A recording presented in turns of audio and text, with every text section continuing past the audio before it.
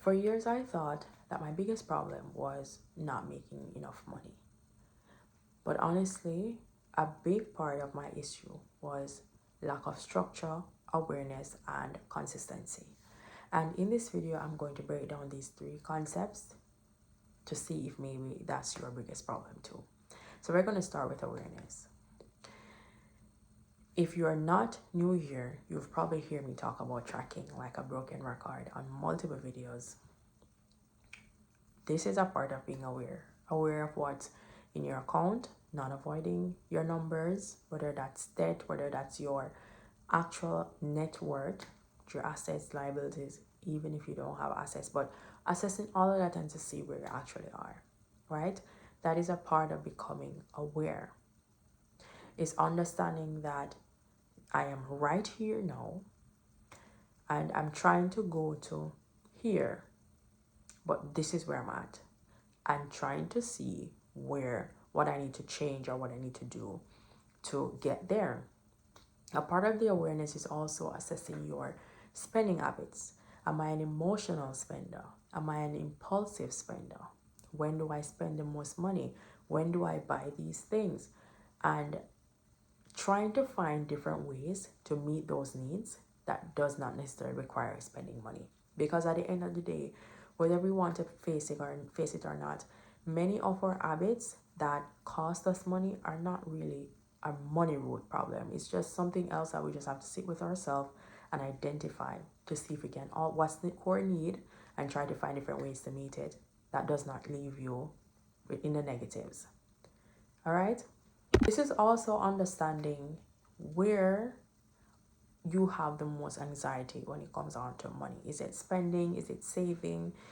Is it learning? All of these things. I talked about how I used to feel so anxious about going to the supermarkets sometimes because I had no structure and I was going up there to buy my groceries and I was just hoping that my cart would not be more than my bank account, which I didn't even know how much was in there, to be honest. Like, I paid my bills and I knew I had something left, but I don't know what it is because I probably just wasn't monitoring it as much as I should have. And so all of these things help you to become aware, right? And if you are not checking on these things and being aware of your money, having more money does not mean you're going to be in a better spot because you're still not going to be aware, right? So that is why we are starting with being aware and understanding what's going on in our finances before we even think about increasing it. This next one, no structure. So this includes having a budget. It includes having systems, whether that's mean automated savings, automated investings, and just generally a routine. Planning your spending, right? Not just making impulse purchases, because you're actually creating a budget. You know what your monthly spending should be, and that's exactly what you're going to follow. And this is exactly what having a budget is going to help you to do.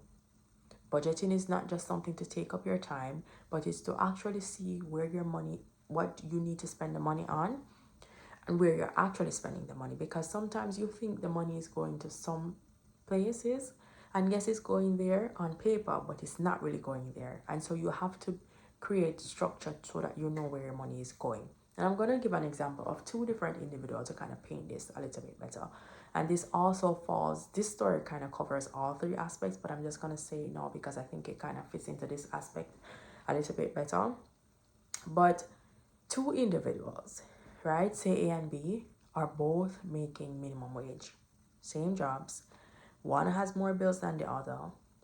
They have two completely different mindsets, but they are making the same amount of money every month. Person A, the person with the most bills, ends up saving $5,000 at the end of 6 months. And person B, with less bills, ends up with $0 savings. Person A has a budget. Person B does not.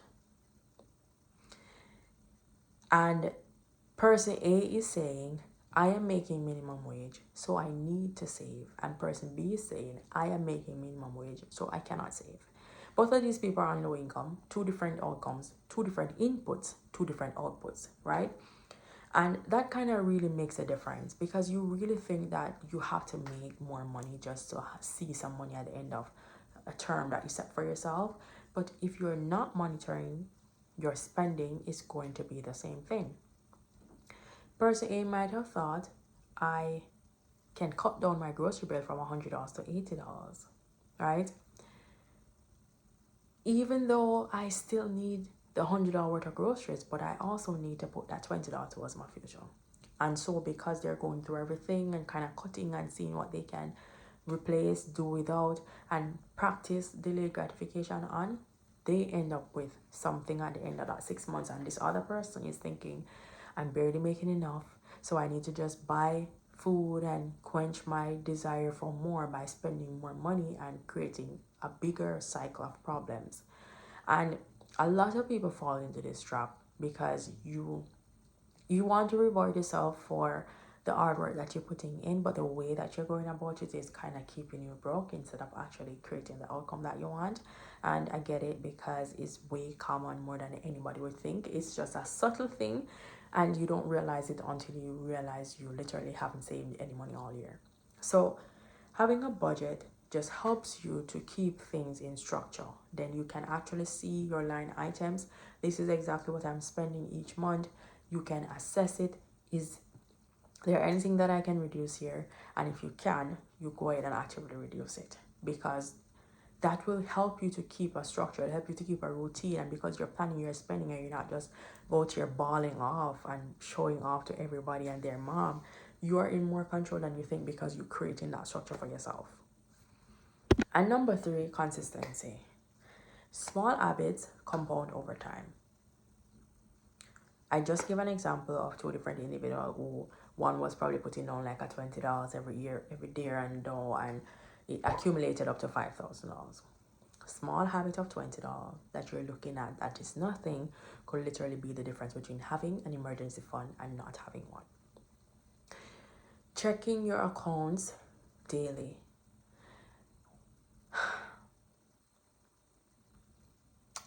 I think I've emphasized this enough, but I don't think I can ever emphasize it enough. You may not see a point in checking every day because you think you know what's there, but I promise you, once you start paying attention, if you don't know what you should look for in your money, if you don't know what you should be checking, when you're paying attention to your money every single day, you're going to see something that you can reduce, because you're training your eyes to see. You're training your eyes to see things through the vision that you have for your life. And once you're doing that, you're going to see something that you can adjust. This next concept under consistency is really delayed gratification. And I've said this so many times. Delayed gratification is an underrated wealth hack.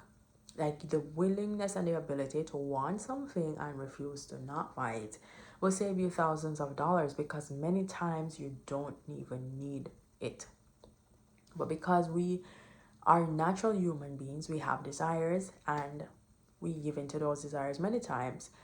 We just think that we do, but we don't. And if you consistently do this, maybe you start with something small.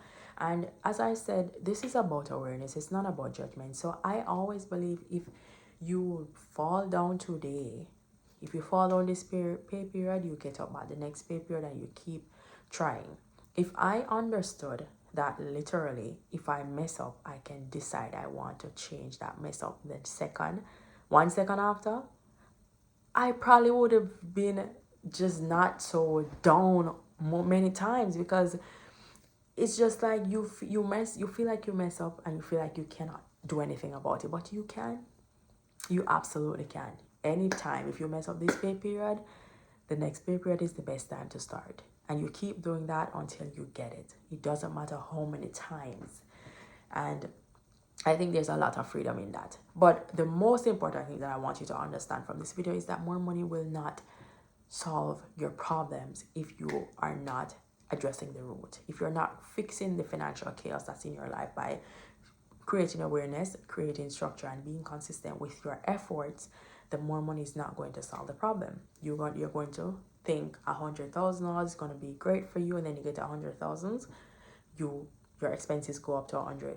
then you need 200 and your expenses go up to 200, and then by the time, it's never enough, and it won't ever be unless you fix the things that are causing the problem. And honestly, this is why I created my 30-day reset, to control and to solve these 3 problems, because I could literally come on here and tell you you need to go make more income, which is great, and that is actually a part of the wealth building process. But I know that more money will not help you if you don't fix the things that you need to fix to keep the money. So I want to solve this root part of the problem, which is being aware, creating the awareness and the consistency and the structure.